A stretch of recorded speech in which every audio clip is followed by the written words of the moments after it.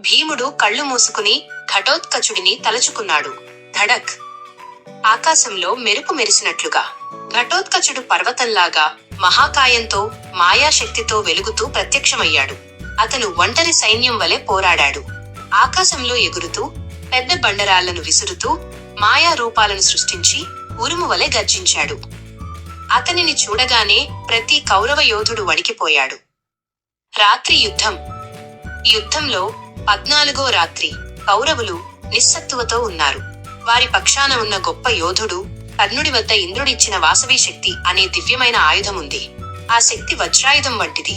ఒక్కరిని మాత్రమే అంతం చేయగలదు. అది ఒక్కసారి మాత్రమే ఉపయోగించడానికి వీలుంటుంది. కర్ణుడు దానిని అర్జునుడిని చంపడానికి దాచి ఉంచాడు.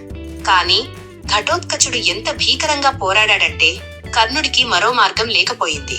తన సైన్యాన్ని కాపాడుకోవడానికి కర్ణుడు ఆ ఆయుధాన్ని ఘటోత్కచుడిపై ప్రయోగించాడు.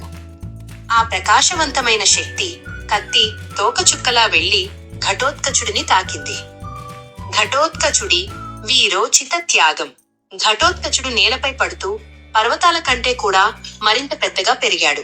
అతని కింద వేలాది శత్రు రథాలను, సైనికులను అణిచివేశాడు.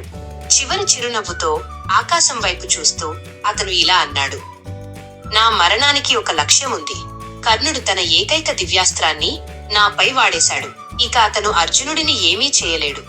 అతని త్యాగం యుద్ధ గమనాన్ని మార్చింది.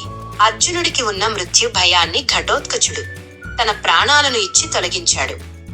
ఘటోత్కచుడు నేటికి ఎందుకు పూజించబడుతున్నాడు? అతను ధైర్యవంతుడు. అతను నమ్మకస్తుడు. తాను ప్రేమించే ప్రతి ఒక్కరిని రక్షించాడు. మరియు ధర్మం గెలవడం కోసం తన ప్రాణాలను అర్పించాడు. ఘటోత్కచుడు మహాభారతంలోని అత్యంత వీరోచితమైన మరియు మాయాశక్తిగల యోధులలో ఒకరిగా చిరస్మరణీయుడుగా నిలిచాడు.